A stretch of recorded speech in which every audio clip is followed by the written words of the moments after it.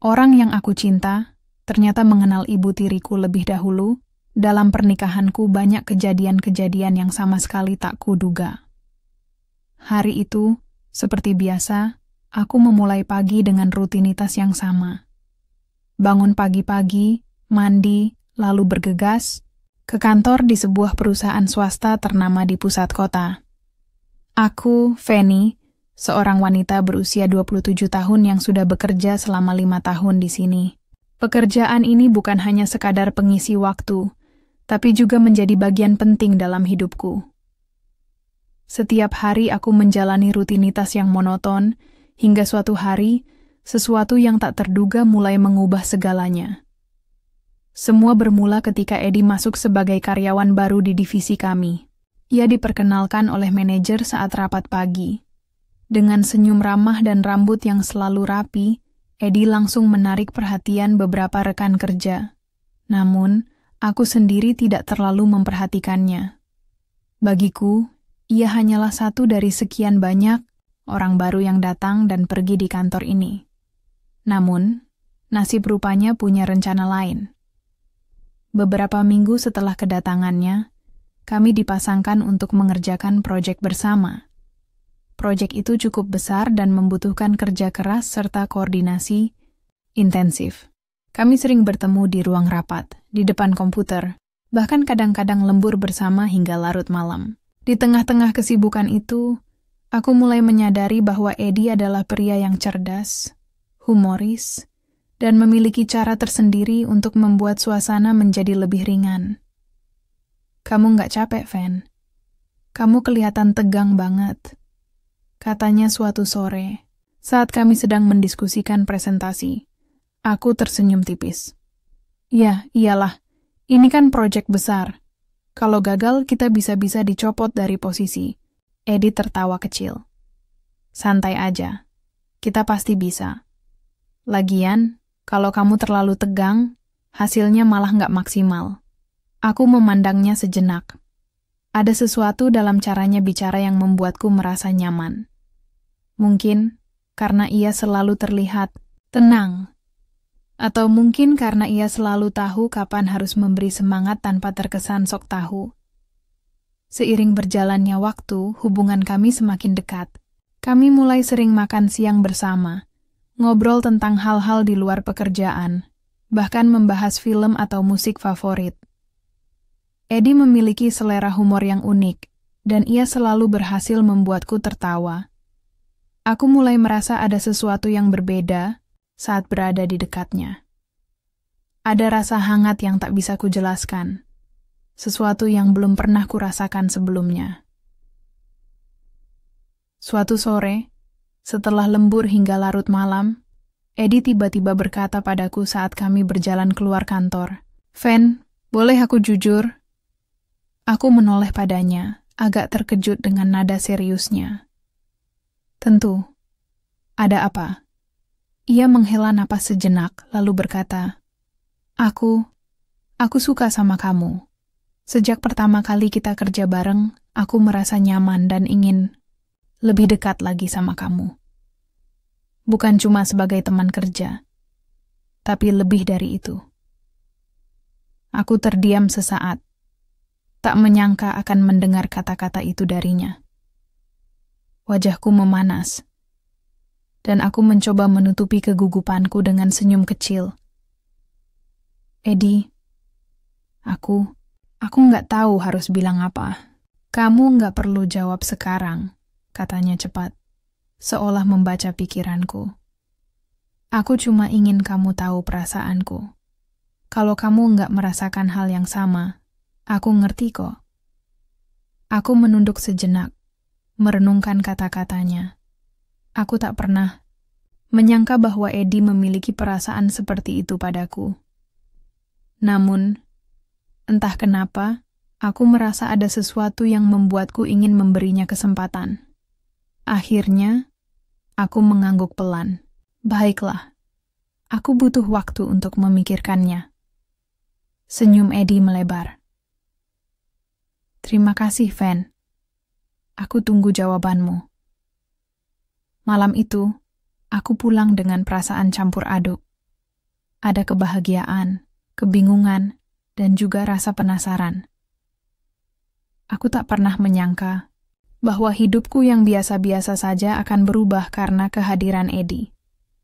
Dan meski aku belum yakin sepenuhnya, aku tahu bahwa ini adalah awal dari sesuatu yang baru. Sesuatu yang mungkin bisa membawa kebahagiaan, atau mungkin juga membawa kejutan yang tak terduga. Setelah malam itu, hubungan kami berubah. Aku tak bisa memungkiri bahwa perasaanku pada Edi mulai tumbuh. Setiap kali ia tersenyum padaku atau mengajakku ngobrol, ada rasa hangat yang menyelimuti hatiku. Kami semakin dekat, dan dalam waktu singkat, aku merasa nyaman berada di sisinya. Rasanya seperti semua kekosongan dalam hidupku perlahan terisi oleh kehadirannya. Beberapa minggu kemudian, Edi mengajakku makan malam di sebuah restoran kecil yang tenang. Suasana malam itu begitu intim, dengan lampu temaram dan musik lembut yang mengalun pelan di latar belakang. Kami mengobrol tentang banyak hal, pekerjaan, keluarga, hingga impian masa depan. Saat itulah Edi tiba-tiba meraih tanganku dan menatapku dengan serius. "Feni," katanya dengan suara pelan namun penuh keyakinan. "Aku nggak mau cuma jadi pacarmu. Aku ingin lebih dari itu. Aku ingin kita bersama untuk selamanya." Aku terkejut mendengar kata-katanya. Meski sebagian dari diriku sudah menduga bahwa hubungan ini akan berkembang lebih jauh, aku tak menyangka bahwa Edi akan membicarakannya begitu cepat. Namun, entah kenapa, saat aku menatap matanya yang tulus, aku merasa yakin. Ada sesuatu dalam caranya memandangku yang membuatku percaya bahwa ia serius dengan ucapannya. "Aku juga ingin itu, Edi," jawabku akhirnya, dengan senyum tipis di wajahku. "Tapi, apakah kita nggak terlalu cepat?" Edi menggeleng pelan. "Kadang-kadang, kamu nggak perlu waktu lama untuk tahu siapa orang yang tepat, dan aku yakin kamu adalah orang itu buat aku." Kata-katanya membuatku luluh sepenuhnya. Malam itu, kami resmi menjadi pasangan. Hubungan kami bergerak cepat setelah itu. Kami mulai menghabiskan lebih banyak waktu bersama. Tidak hanya di kantor, tapi juga di luar jam kerja. Edi sering mengajakku makan malam, nonton film, bahkan sekadar jalan-jalan sore di taman. Setiap momen bersamanya terasa begitu istimewa. 1 bulan setelah kami resmi berpacaran, Edi mengajukan ide yang benar-benar mengejutkanku. Ia mengusulkan agar kami segera menikah. "Kenapa harus menunggu?" katanya suatu malam ketika kami duduk berdua di balkon apartemenku. "Kalau kita yakin satu sama lain, kenapa harus membuang waktu?" Aku sempat ragu. Menikah dalam waktu singkat rasanya seperti melompat ke jurang tanpa tali pengaman. Tapi di sisi lain, aku juga merasa bahwa Edi adalah orang yang tepat. Ia selalu ada untukku, mendukungku, dan membuatku merasa dicintai. Akhirnya, setelah berdiskusi panjang, aku setuju untuk menikah dengannya. Persiapan pernikahan berlangsung cepat.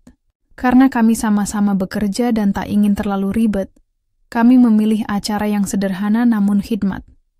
Hanya keluarga inti dan beberapa teman dekat yang diundang.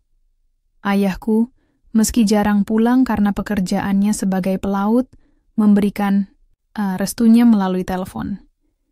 Ia berjanji akan mencoba hadir jika jadwalnya memungkinkan. Sementara itu, ibu tiriku, yang sudah tinggal bersamaku sejak aku remaja, sangat antusias membantu persiapan pernikahan. Ia tampak begitu bersemangat, seolah-olah ini adalah hari bahagianya sendiri. Hari pernikahan pun tiba. Aku mengenakan gaun putih sederhana dengan riasan minimalis, sementara Edi tampak tampan dalam setelan jas hitam. Upacara berlangsung lancar, dan kami resmi menjadi suami istri. Semua tamu memberikan ucapan selamat, termasuk ibu tiriku yang tampak sangat bahagia. Saat itu, aku merasa bahwa hidupku telah sempurna. Aku memiliki suami yang mencintaiku, keluarga yang mendukungku, dan masa depan yang penuh harapan. Namun, ada satu hal yang belum kusadari saat itu, bahwa pernikahan ini akan membawa rahasia yang tak pernah kubayangkan sebelumnya. Di balik senyuman, manis Edi dan kehangatan ibu tiriku, ada benih-benih keanehan yang mulai tumbuh perlahan-lahan. Tapi untuk saat ini, aku masih terlalu tenggelam dalam kebahagiaan untuk memperhatikannya. Hidup setelah pernikahan terasa begitu manis. Setiap pagi, aku bangun dengan senyuman di wajahku, karena Edi selalu ada di sisiku. Ia adalah suami yang perhatian, selalu membantu menyiapkan sarapan, mengantarku ke kantor jika kami berangkat bersamaan, bahkan tak segan-segan mencuci piring setelah makan malam. Kami sering menghabiskan waktu berdua di rumah, menonton film, atau sekadar ngobrol tentang hari-hari kami. Semua terasa sempurna. Namun, ada satu hal yang mulai mengganggu pikiranku, kedekatan Edi dengan ibu tiriku. Sejak awal, mereka tampak sangat akrab. Ibu tiriku, Bu Ratna, adalah wanita yang hangat dan ramah.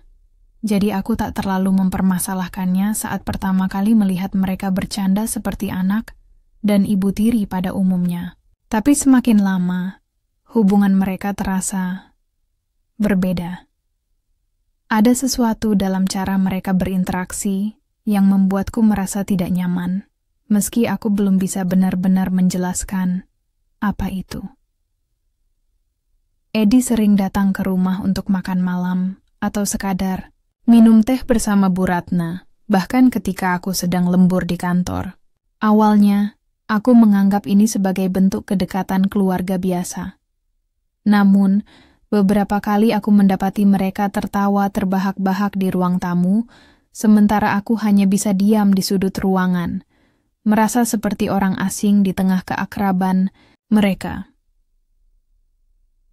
Suatu malam, setelah pulang kerja lebih awal dari biasanya, aku tiba-tiba mendengar percakapan mereka dari balik pintu dapur. Aku sebenarnya tak berniat menguping, tapi kata-kata yang terdengar membuatku berhenti sejenak. Kita nggak menyangka ya, Ed, bakal satu rumah, kata Bu Ratna dengan nada santai namun penuh arti. Aku membeku di tempat. Apa maksudnya? Kenapa ia berkata seperti itu? Aku ingin masuk dan bertanya langsung, tapi kakiku terasa berat, seolah tubuhku menolak untuk bergerak. Suara Edi kemudian menyahut, "Iya, Bu. Siapa sangka semua ini bisa terjadi?" Ada sesuatu dalam nada suaranya yang membuatku merinding. Entah kenapa, kata-kata itu terdengar seperti rahasia yang disembunyikan dariku. Aku mencoba menenangkan diri. Mungkin aku salah dengar, atau mungkin mereka hanya bercanda.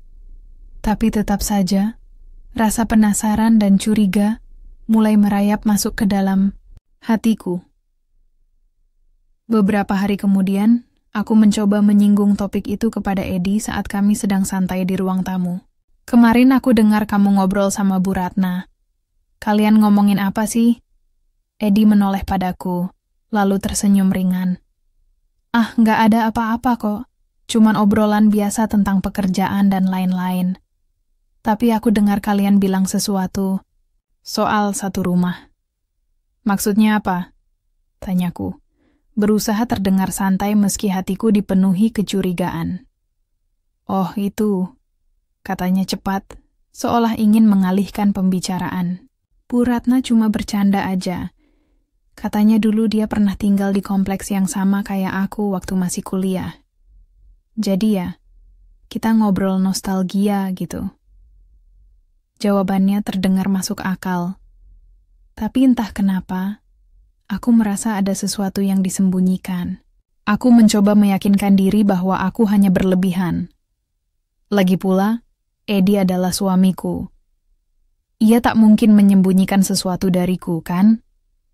Namun, rasa curiga itu terus tumbuh, terutama ketika aku mulai memperhatikan detail-detail kecil dalam interaksi mereka. Misalnya, bagaimana Edi selalu memanggil Bu Ratna dengan nada yang terlalu akrab, hampir seperti panggilan sayang. Atau bagaimana Bu Ratna sering memberikan tatapan penuh makna kepada Edi saat mereka sedang berbicara. Semua itu membuatku gelisah, tapi aku tak punya cukup bukti untuk mengonfrontasi mereka. Suatu sore, aku pulang lebih awal karena ada rapat yang dibatalkan. Saat membuka pintu rumah, aku mendapati Bu Ratna sedang duduk di sofa bersama Edi. Mereka tampak begitu larut dalam obrolan, hingga tak menyadari kehadiranku. Aku berdiri diam di ambang pintu, memperhatikan mereka. Ada sesuatu dalam cara mereka saling menatap yang membuat dadaku terasa sesak. "Aku masak teh dulu ya," kata Bu Ratna akhirnya, bangkit dari sofa dan berjalan menuju dapur. Edi menoleh ke arahku, dan ekspresinya berubah saat melihatku. "Feni, kamu udah pulang?" katanya, dengan nada yang terdengar sedikit gugup. "Iya," jawabku singkat, lalu berjalan menuju kamar, tanpa berkata apa-apa lagi.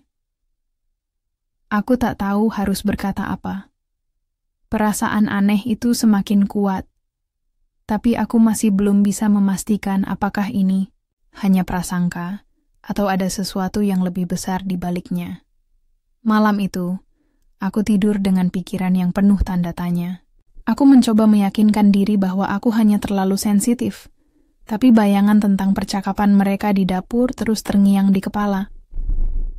Aku tak tahu apa yang akan terjadi selanjutnya, tapi satu hal yang pasti, ada sesuatu yang tak beres, dan aku harus mencari tahu apa itu.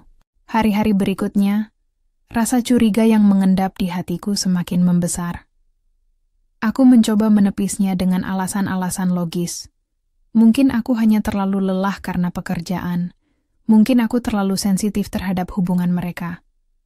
Namun, setiap kali aku melihat Edi dan Bu Ratna bersama, perasaan itu kembali muncul, lebih kuat dari sebelumnya.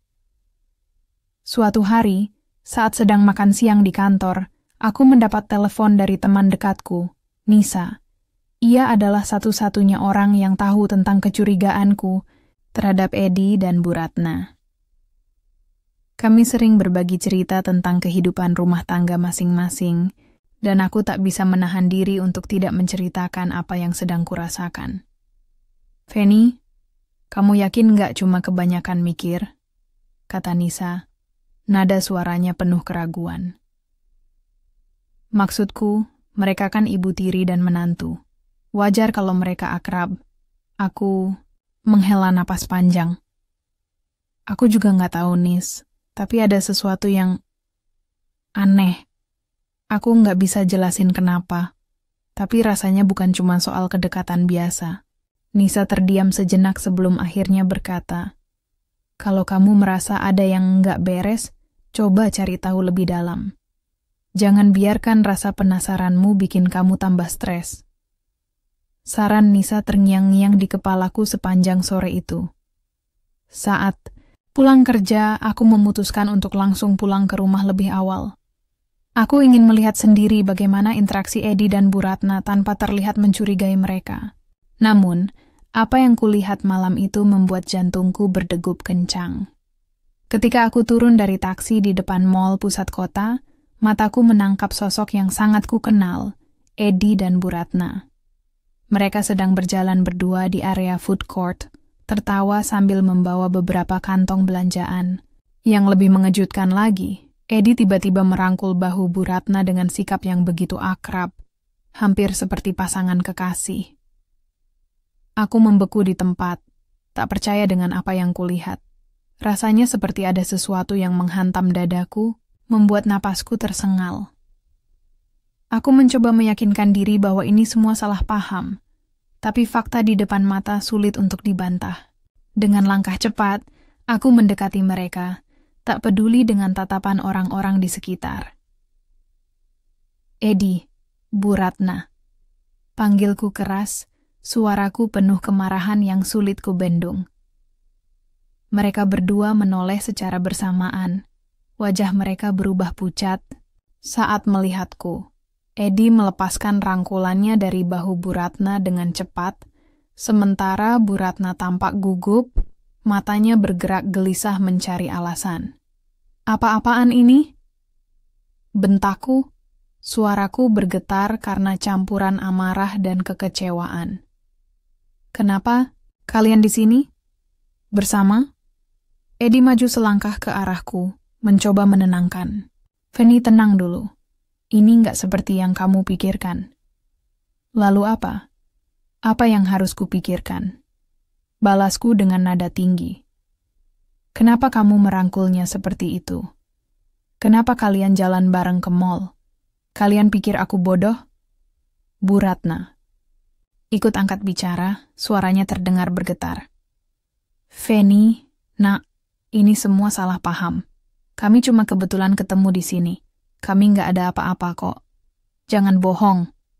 Potongku, air mata mulai menggenang di sudut mataku. Aku sudah lihat kalian dari tadi. Jangan coba-coba bilang ini cuma kebetulan. Keriuhan di sekitar kami mulai menarik perhatian pengunjung mall lainnya. Beberapa orang mulai memperhatikan kami dengan pandangan penasaran. Tapi aku tak peduli. Aku hanya ingin jawaban atas semua kecurigaanku. Edi akhirnya angkat bicara. Suaranya terdengar putus asa. Baiklah, Feni. Kamu benar. Aku dan Bu Ratna memang sudah saling kenal sebelum aku bertemu kamu. Tapi itu dulu, sebelum aku tahu kalau dia ibu tirimu. Kami cuma teman lama, dan aku nggak pernah berniat menyembunyikan apapun darimu. Aku tertegun mendengar pengakuannya. Teman lama? Jadi mereka memang sudah saling kenal sebelum aku bertemu Edi? Mengapa ia tak pernah memberitahuku tentang ini? Kenapa kamu nggak bilang apa-apa dari awal? Tanyaku. Suaraku bergetar karena emosi. Kenapa kalian pura-pura seperti nggak ada apa-apa? Edi terdiam, tak mampu menjawab. Sementara itu, Bu Ratna mencoba meraih tanganku, tapi aku menepisnya dengan kasar. Jangan sentuh aku. Aku nggak mau dengar apapun dari kalian berdua. Tanpa berkata apa-apa lagi, aku berbalik dan berlari keluar dari mall.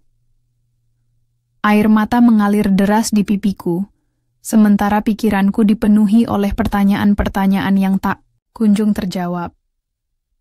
Bagaimana mungkin suamiku dan ibu tiriku memiliki hubungan yang begitu dekat tanpa aku tahu? Apa yang sebenarnya terjadi di antara mereka? Malam itu, aku tak langsung pulang ke rumah. Aku pergi ke kontrakan kecil yang pernah kutinggali sebelum menikah dengan Edi. Aku butuh waktu untuk merenung, untuk memikirkan apa yang harus kulakukan selanjutnya.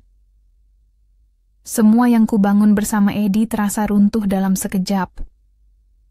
Aku tak tahu apakah aku bisa mempercayainya lagi, atau apakah hubungan kami masih bisa diselamatkan. Malam itu, aku duduk di sudut ruangan kontrakan kecil yang dingin. Lampu redup hanya cukup untuk menerangi sebagian ruangan, sementara bayang-bayang gelap memenuhi sudut-sudut lainnya. Aku merasa kosong, seperti ada bagian dari diriku yang tiba-tiba hilang. Pikiranku dipenuhi oleh pertanyaan-pertanyaan yang tak kunjung terjawab. Kenapa Edi dan Bu Ratna bisa saling kenal? Apa yang mereka sembunyikan dariku? Dan yang paling menyakitkan, apakah pernikahanku dengan Edi hanyalah sebuah kesalahan besar? Aku mencoba menenangkan diri dengan minum segelas air, tapi rasanya tak ada yang bisa meredakan amarah dan kekecewaan yang menggelegak dalam dadaku. Aku tahu aku harus kembali menghadapi mereka jika ingin mendapatkan jawaban. Tapi, bagaimana caranya? Apakah aku siap mendengar kebenaran yang mungkin akan lebih menyakitkan daripada apa yang sudah kubayangkan? Keesokan harinya, setelah semalaman tak bisa tidur, aku memutuskan untuk pulang ke rumah. Aku tak bisa terus-menerus lari dari masalah ini. Aku harus mengonfrontasi mereka, meskipun hatiku masih dipenuhi ketakutan akan apa yang akan kudengar. Saat aku membuka pintu rumah, suasana begitu sunyi. Edi sedang duduk di ruang tamu, wajahnya tampak lelah dan cemas. Begitu melihatku, ia langsung berdiri dan mendekatiku. "Fanny," katanya pelan, nada suaranya penuh penyesalan. "Kita harus bicara." Aku menatapnya dingin, tak memberikan ruang untuk emosi lain selain kemarahan. "Ya, kita harus bicara. Aku mau tahu semuanya, Eddie. Jangan ada yang kamu sembunyikan lagi." Eddie menghela napas panjang, lalu mengangguk. "Baiklah, kamu benar. Aku memang punya rahasia yang belum pernah aku ceritakan padamu. Aku sudah kenal Bu Ratna sebelum aku bertemu kamu. Kami dekat. Sangat dekat." Jantungku berdegup kencang. Kata-kata itu terdengar seperti vonis mati bagi hubungan kami. "Maksudmu?" tanyaku. Suaraku bergetar meski aku berusaha tetap tenang. "Aku dan Bu Ratna, kami pernah menjalin hubungan," katanya akhirnya. Suaranya terdengar begitu berat. "Itu terjadi beberapa tahun lalu, sebelum aku pindah kerja dan bertemu kamu. Kami sempat putus karena aku harus pindah ke kota ini, tapi hubungan kami nggak benar-benar berakhir." Aku terdiam, tak bisa berkata apa-apa. Kata-katanya terasa seperti pukulan keras yang membuatku sulit bernapas. "Jadi selama ini, Eddie dan Bu Ratna masih memiliki hubungan spesial? Bagaimana mungkin hal seperti ini bisa terjadi tanpa aku menyadarinya? Kenapa kamu nggak bilang apa-apa dari awal?" tanyaku akhirnya. Suaraku bergetar karena campuran kemarahan dan kekecewaan. "Kenapa kamu pura-pura seperti nggak ada apa-apa?" "Aku takut," katanya cepat, matanya menatapku dengan penuh rasa bersalah. "Aku takut kalau kamu tahu, kamu nggak akan mau menerimaku. Aku mencintaimu, Fanny. Aku benar-benar mencintaimu, tapi aku juga nggak bisa sepenuhnya melepaskan Bu Ratna. Aku pikir aku bisa membagi waktu antara kalian berdua, tapi aku salah." Aku tak bisa mendengar lagi kata-katanya. Semua yang ia ucapkan terasa seperti pengkhianatan yang tak termaafkan. Tanpa berpikir dua kali, aku maju selangkah dan menampar wajahnya dengan keras. Suara tamparanku bergema di ruangan yang sunyi. "Kamu pikir aku bisa menerima ini?" bentakku. Air mata mulai mengalir deras di pipiku. "Kamu mempermainkanku, Eddie. Kamu dan ibu tiriku. Bagaimana bisa kalian melakukan ini padaku?" Eddie tak berkata apa-apa, hanya menundukkan kepala dengan wajah penuh penyesalan. Namun, aku tak peduli lagi. Semua kepercayaan yang kuberikan padanya telah hancur dalam sekejap. Tanpa berkata apa-apa lagi, aku bergegas ke kamar untuk mengemasi barang-barangku. Aku tak bisa tinggal di rumah ini lagi. Aku butuh tempat untuk melarikan diri dari semua ini. Setelah memasukkan beberapa pakaian dan barang penting ke dalam tas, aku keluar dari rumah tanpa menoleh lagi pada Eddie. Aku kembali ke kontrakan kecil itu, tempat aku menghabiskan malam sebelumnya.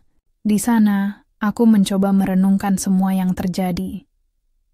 Hubunganku dengan Eddie telah runtuh, dan aku tak tahu apakah aku bisa membangun hidup baru tanpa dia. Tapi satu hal yang pasti, aku tak bisa memaafkan pengkhianatan ini.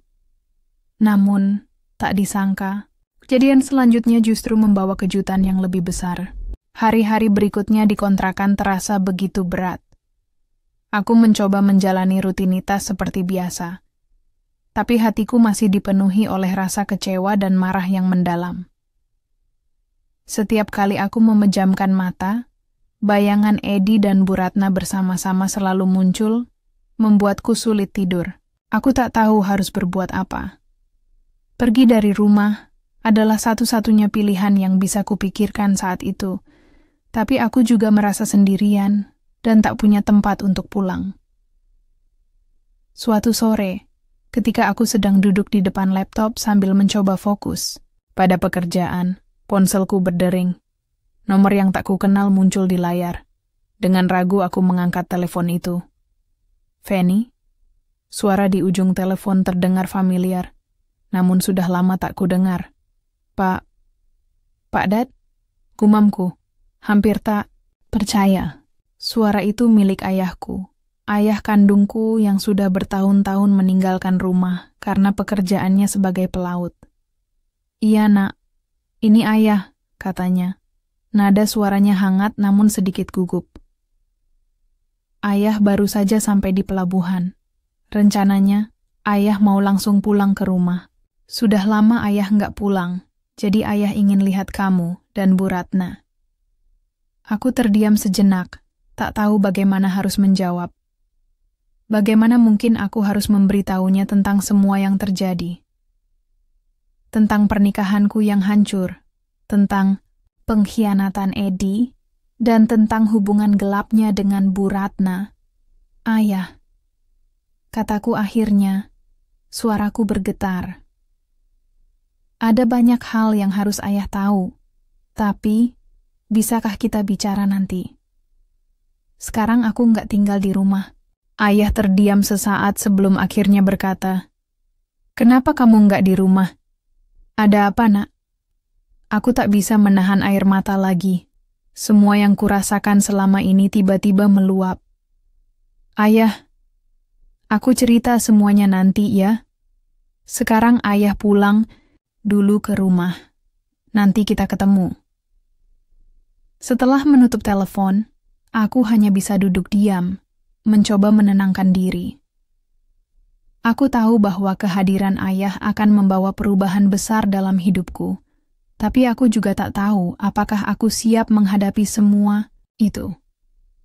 Beberapa jam kemudian, aku mendapat kabar dari tetangga dekat rumah. Mereka memberitahuku bahwa ayah sudah sampai di rumah, dan ternyata ia menemukan sesuatu yang tak terduga.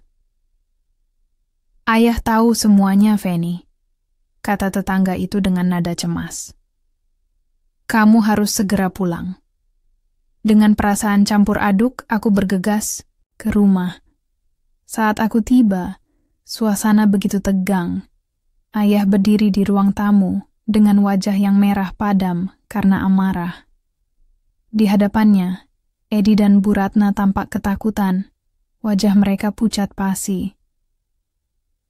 Ayah, kataku pelan, mencoba menenangkan situasi.